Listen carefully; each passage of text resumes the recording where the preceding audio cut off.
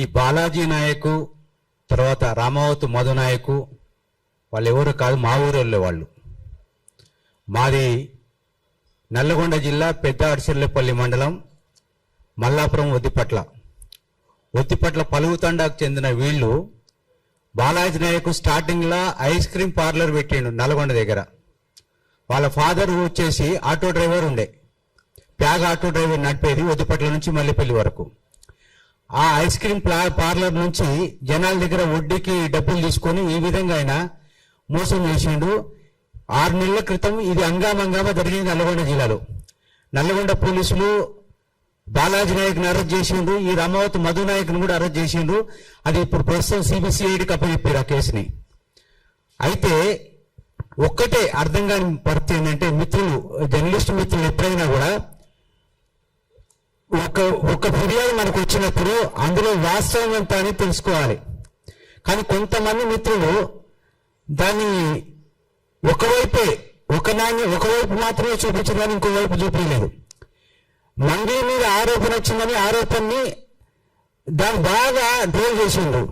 కానీ అసలు మంగళ పాత్ర ఎంత ఉంది అనేది ఎవ్వరు కూడా గుర్తుపట్టలేదు, తెలుసుకోలేదు. ఇక్కడ జరిగేది ఏంటంటే, ఎవరైనా కూడా ఇప్పుడు కేసీఆర్ ఉన్నారండి, కేసీఆర్ పేరు చెప్పి నేను పోతే డబ్బులు ఇస్తారండి? ఒకవేళ డబ్బులు నేను తీసుకుని కేసీఆర్ బాధ్యత అవుతాడు దానికి? ఇప్పుడు రేవంత్ రెడ్డి గారు నాకు ఫ్రెండ్, రేవంత్ రెడ్డి గారి పేరు చెప్పి నేను పోతే నాకు డబ్బులు ఇస్తే రేవంత్ రెడ్డి గారు బాధ్యత అవుతాడా? ఇప్పుడు వాళ్ళు మంగళి ఒక పేరున్న వ్యక్తి, సెలబ్రిటీ. ఇప్పుడు ఆ తోటి చాలా మంది పోటీ ఫోటోలు చూస్తారు. ఆ ఫోటోలు చూపించేంత మాత్రం డబ్బులు ఇచ్చి మంగళిని బాధ్యత చేస్తే ఎట్లయితుంది? ఇది తప్పు. సుబ్బు గారు అడ్వకేట్ గారు చేసింది అది. దయచేసి ఒక జర్నలిస్ట్గా ఇప్పుడు రవి గారు కానీ రోషన్ గారికి వివరాలు కూడా ఆయన మాటలు కూడా విన్నాను. రోషన్ గారు చాలా ఆవేశంతో అంటుండు, బాధితులకు న్యాయం చేయడం ఇవ్వరంటున్నారు. నిజమైన బాధితులకు న్యాయం చేయాల్సిందే, వాళ్ళకు డబ్బులు దక్కాల్సిందే, ఎవరైతే వాళ్ళు మోసం చేస్తారో వాళ్ళు శిక్ష పడాల్సిందే. కానీ అందులో మంగళి పాత్ర ఎంత ఉందనేది తెలుసుకోవాలి. మంగళి పేరు ఇప్పుడు నిన్న రామావత్ మధు గారు అరెస్ట్ అయినప్పుడు రామావత్ మధు కూడా క్లియర్ చెప్పింది మంగళి పాత్ర లేదు అని. మంగళి ఇయ్యమన్నది కాదు, మంగళి గారు లేకపోతే ప్రాణశంకర్ రాసి ఇచ్చింది కాదు, మంగళి గారి దగ్గరకు వచ్చి వీళ్ళు హామీ అడిగినది కాదు, లేకపోతే మంగళి అకౌంట్లో వేసినది కాదు. అసలు ఎలాంటి సంబంధం లేదు మంగళికి. కానీ మంగళి ఎందుకు మధ్యలో తీసుకొచ్చారంటే, వాళ్ళ తమ్ముడితోటి ఆయనకున్న స్నేహం ఆధారం చేసుకొని మంగళిని బలిపోషణ చేసిండ్రు.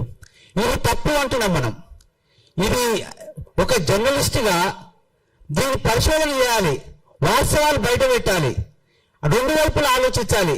అసలు మన దగ్గరికి ఒక కంప్లైంట్ వచ్చిందంటే, ఒక ఫిర్యాదు వచ్చిందంటే మనం చెప్తున్న ఎంతవరకు వాస్తవాన్ని గ్రహించాలి. గ్రహించకుండా ట్రోల్ చేసి బాధితుల తరఫున ఒకళ్ళతో కూర్చుకొని ఇష్టం వచ్చినట్టు మాట్లాడి ఆ ఫ్యామిలీ బజార్ పాటు చేయడం అనేది మంచి పద్ధతి కాదు.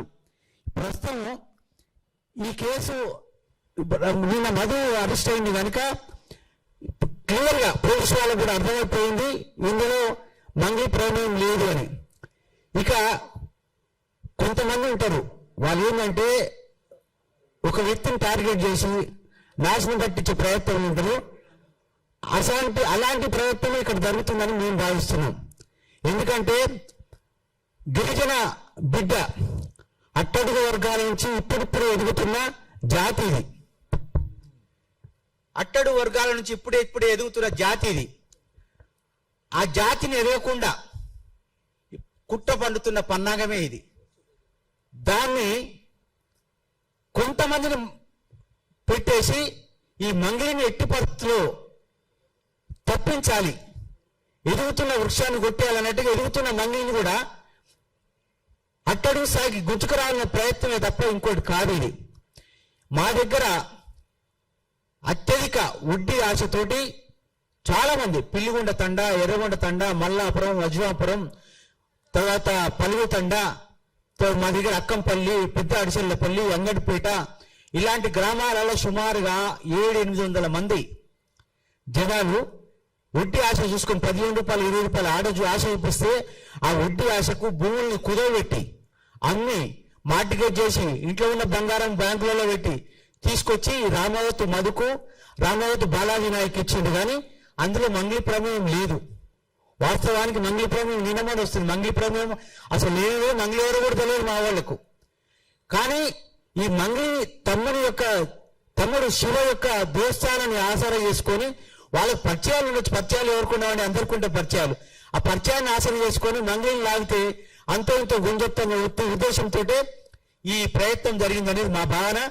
దయచేసి ఇలాంటి ట్రోలింగ్ ఆపండి. ఒకవేళ నిజంగా మంగళి ప్రమేయం ఉంటే ఆ ప్రమేయం ఏముంది, సాక్ష్యాలు ఏమున్నాయి, మంగళి అకౌంట్కి ఏమైనా అమౌంట్ పోయిందా, లేకపోతే మంగళి హామీ పత్రం రాసిచ్చిందా, లేకపోతే మంగళి ఏమన్నా ఏమని చెప్పిందా? ఫోన్ సంభాషణ ఉంటుంది కదా, ఇవాళ కోర్టులలో ఫోన్ సంభాషణ కూడా నడుస్తుంది. అది ఏమనంటే బయట పెట్టి ఆమె మీద యాక్షన్ తీసుకుంటే బాగుంటుంది. కానీ ఇప్పుడు ఆల్లేదు సూళ్ళు లేదు కొడుకు పేరు శివలింగం అని మంగళి తెర మీద తీసుకొచ్చి మంగళి ఫ్యామిలీని బదనాం చేయడం, వాళ్ళ కుటుంబాన్ని బజారు పాలు చేయడం అనేది మంచి పద్ధతి కాదు. దయచేసి కొంతమంది అంటే ఒక ఇద్దరు మీడియా మిత్రులు మరి రేటింగ్ కోసమా లేకపోతే పాపులారిటీ కోసమా తెలియదు, కానీ ఒకసారి పాపులారిటీ వచ్చింది. అది బీఆర్ఎస్ హయాంలా సూర్యాపేటలో జరిగిన ఇన్సిడెంట్ తో పాపులారిటీ వచ్చింది. సరే నువ్వు ఆ విధంగా కొనసాగుతున్నావు, కానీ ఈ తప్పుదో పోయి పాపులారిటీ సంపాదించుకుందామంటే అది ఎప్పటికీ ఉండదు. అది కొన్ని రోజులు మాత్రమే. స్టాండర్డ్ ఉండాలంటే నిజంగా నిర్భయంగా బయటపెట్టు. అబద్ధాలు ఎన్ని రోజులు ప్రచారం చేస్తాం, ప్రచారం చేయడం అది నిలకడ కూడా ఉండదు. అందుకని దయచేసి ఇలాంటి ప్రయత్నాలు మానుకోవాలని విజ్ఞప్తి చేస్తున్నాం.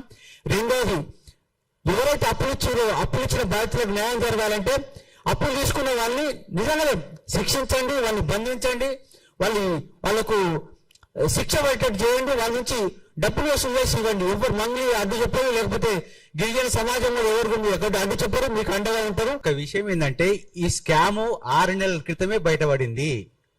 ఇది క్లియర్ కట్. 6 నెలల క్రితమే సుమారుగా 800 నుంచి 1000 కోట్ల స్కామ్ ఇది. అందులో 2 దొంగలు పట్టుబడ్డారు. ఒకరు బాలాజీ నాయక్ ఫస్ట్ అరెస్ట్ అయ్యిండు, సెకండ్ ఎవరు మధునాయక్, రామావతి మధునాయక్. ఇద్దరు కూడా చిన్నాయన పేరైన పిల్లలు. వీళ్ళు ఒకటే ఫ్యామిలీకి సంబంధించిన వాళ్ళు. వీళ్ళది ఒదిపట్ల పలువుతండ పెద్దాడిచెల్లపల్లి మండలం. ఇది అక్కడ బాధితులంతా పోలీసులను ఆశ్రయించడం, పోలీసులు వాళ్ళు ఎమ్మడిపడి నల్లగొండ సిసిఎస్ వాళ్ళు వీళ్ళని వేసుకొని పోవడం.